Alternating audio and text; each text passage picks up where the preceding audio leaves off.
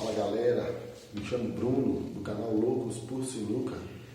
Sou o organizador e o criador do Sinuca Combate, pessoal, que está um sucesso aqui na cidade de Lagoa Santa. Está um show.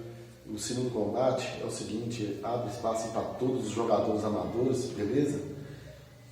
A gente faz em todos os jogos, e a maioria agora dos jogos está sendo ao vivo, para a galera ficar em casa, não fazer aglomeração.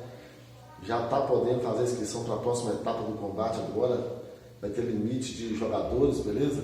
Estamos fechando a parceria aí com o nosso amigo Som, de Lagoinha de Fora. Nosso amigo Nivaldinho também. Vamos estar levando alguns jogos lá para Lagoinha de Fora, para o estabelecimento deles aí. E também fechando a parceria com o nosso amigo Toninho, em Vespasiano. Vamos estar levando alguns jogos para lá. Iremos levar alguns jogos também lá para o Renan, lá para a área do Renan lá, beleza? Aqui também em Lagoa Santa, Paulinho Sem. Tamo junto. Lembrando que tem que atender alguns requisitos, pessoal. Sem aglomeração, tem que estar usando máscara, beleza?